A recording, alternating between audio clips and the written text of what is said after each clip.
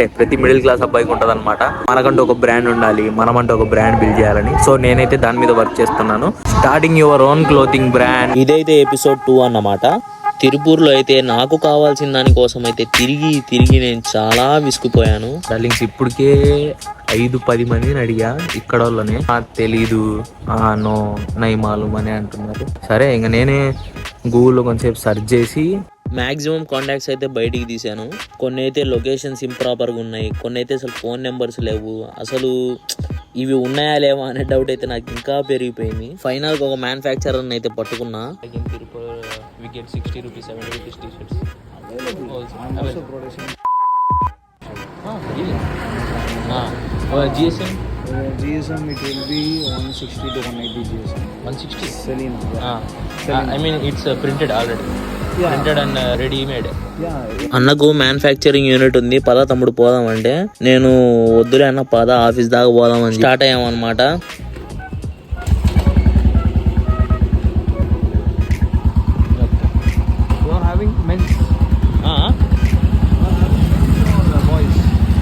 Men's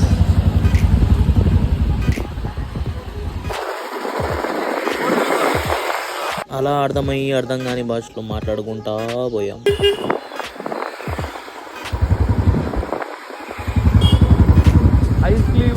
final గా అన్న office అయితే ఓపెన్ చేస్తాడు. నేనైతే స్పోర్ట్స్ అండ్ కాటన్ వర్క్ అయితే ఎక్స్పెక్ట్ చేస్తున్నా.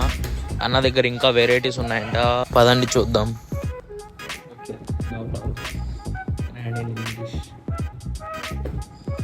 These are high sleeves. Okay. High sleeves. Yeah, they have front and back. Printed. Yeah. How do you print it? Like it's a DTF or DTG? It's will be vary from. We are having both the prints. Okay. We are having DTF one and DTG also. What does this cloth called? It's Valentino fabric. Valentino. Okay. Valentino will feel somewhat soft. Yes. I have already this type of t-shirt. Raw material was a polyester. Okay. But you will feel somewhat soft and cool. Yes. Breathable. Yeah.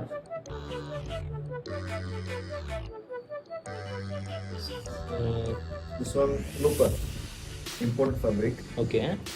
Looper. Okay.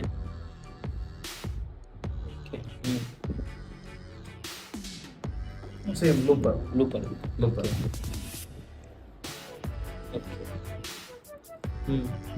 అన్న చాలా వరకు varieties అయితే చూపించాడు high sleeves లో. ఇక్కడ కొన్ని types of పాలిస్టర్స్ ఉన్నాయి, like looper అని, సెలీనా అని, ఇక్కడ చాలా అయితే ఉన్నాయన్నమాట. అన్న అయితే చాలా వరకు కవర్ చేసేసాడు. ఇది షాప్ వాళ్ళకైతే చాలా బెస్ట్ ఆప్షన్, కానీ డిస్ట్రిబ్యూటర్ ద్వారా వెళ్తే ఇంకా మంచిది. ఎందుకంటే రిస్క్ అంతా డిస్ట్రిబ్యూటర్ చూసుకుంటాడు. ఒకవేళ మీకు మ్యానుఫ్యాక్చరర్ పంపించేటప్పుడు రిస్క్ నాది, పర్వాలేదు, మీ దగ్గరికి ఏమైనా డిఫెక్ట్ ప్రోడక్ట్స్ వచ్చినా నాకు రిటర్న్ చేస్తేనే మంచి ఇస్తా అంటే ఓకే. కాకపోతే అలా అందరూ చెప్పరు. ఒకవేళ మీకు డిఫెక్ట్ వచ్చినా మాకు సంబంధం లేదు, ఏం జరిగినా మాకు సంబంధం లేదు అన్న మాట అయితే స్కిప్ హిమ్, నెక్స్ట్కి వెళ్ళిపోండి. అన్న అయితే అలా కాదు, మనకి చెప్పడం ముందే చెప్పాడు.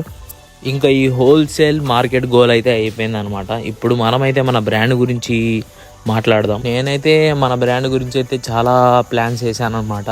ఫస్ట్ అయితే మంచి కేటగిరీ సెలెక్ట్ చేసుకున్నాను అనమాట. స్ట్రీట్ వేర్, బ్లాంక్స్ ఎక్కడి నుంచి తెప్పించాలి, ప్రింట్స్ ఎక్కడ చేయించాలి, ఇవన్నీ అయితే చాలా ఉన్నాయి నా మైండ్లో. నేనైతే make sure that plan work అవుతుందా అవ్వదా, అందరికీ అవుతుందా అవ్వదా, లేకపోతే కొంతమందికైనా, అసలు దీంట్లో ఎంత రిస్క్ ఉంది, అసలు మొత్తం రిస్కేనా దీంట్లో, అసలు అవుతుందా అవ్వదా. నెక్స్ట్ వీడియోలో మ్యాక్సిమం నేను కాంపిటీషన్ గురించి మాట్లాడతాను. ఎందుకంటే కాంపిటీషన్ బట్టే కదా మనం కూడా ఆలోచించాల్సింది. మొన్న ఒక రీల్ చూశానమాట. పాడ్కాస్ట్లో కూర్చొని ఒకడు హీట్ ప్రెస్ మిషన్ ఒకటి కొనాలి, అది ఎంత 12,000 ఉంటుంది.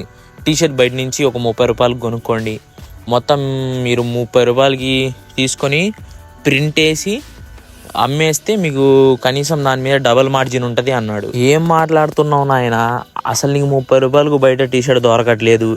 ఇంకొకటి, నువ్వు చెప్పిన హీట్ ప్రెస్ మిషన్ ఓన్లీ ఒక ఫిల్మ్ మీద ఉన్న ప్రింట్ని టీషర్ట్ మీద ప్రింట్ చేయడానికి మాత్రమే పనికొస్తుంది.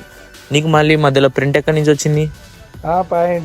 30 రూపాయల టీషర్ట్ అంట, తీసుకొచ్చావంట, ప్రింట్ వేసావంట, ఇచ్చేసావంట. ప్రింట్ ఎక్కడి నుంచి వచ్చింది నీకు? హీట్ ప్రెస్ మిషన్ని పట్టుకొని ప్రింటర్లా మాట్లాడుతున్నాడు. ఇలాంటి హాఫ్ నాలెడ్జ్ గాళ్ళు పాడ్కాస్ట్ ముందు కూర్చొని 1,00,000 మాట్లాడతారు. డార్లింగ్స్ అవన్నీ పట్టించుకోవద్దు. ఎందుకంటే వాళ్ళు చెప్పేది ఒకటి, ఇక్కడ జరిగేది ఒకటి అనమాట. ఆ పాడ్కాస్ట్ గాళ్ళు యాక్చువల్గా బిజినెస్లో దిగరు, ఓన్లీ ఒక బ్లూ ప్రింట్ని మాత్రమే చెప్తారు. నీకు ఎంత కాస్టింగ్ పడుతుంది, ఒకవేళ సరే ఫర్ సపోజ్ టీషర్టే తీసుకుందాం, లేబులింగ్ అని, ప్యాకేజింగ్ ఛార్జెస్ అని, ఒకవేళ నువ్వు ఇక్కడ షిప్ చేస్తే షిప్పింగ్ ఛార్జెస్ అని, నువ్వు 30 రూపాయలుగా నీకు అసలు టీషర్ట్ దొరకదు. ఫస్ట్ ఆఫ్ ఆల్ కిడ్స్ టీషర్టే నీకు 45 రూపీస్ దాకా పడుతుంది. ఒకవేళ నువ్వు 30 రూపాయలకి టీషర్టే కొన్నావు అనుకో, క్వాలిటీ సరిగ్గా ఉండదు. ఒకవేళ నువ్వు ఆన్లైన్లో అమ్మావే అనుకో, రిటర్న్స్ వస్తాయి.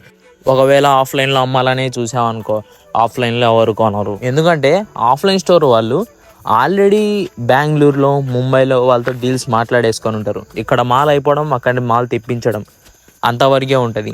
నువ్వు మధ్యలో దూరి అమ్ముతానంటే ఎవ్వరు ఎంకరేజ్ చెయ్యరు. ఇక్కడ వరకు మీకు క్లారిటీ వచ్చి ఉంటుంది మార్కెట్లో ఎలా నడుస్తుందో. ఎస్ రిస్క్ ఉందా అంటే ఎస్ రిస్క్ ఉంది దీంట్లో. ఒకవేళ మీరు ప్రింట్ ఆన్ డిమాండ్ చేస్తున్నారంటే రిస్క్ కొంచెం తక్కువ ఉంటుంది.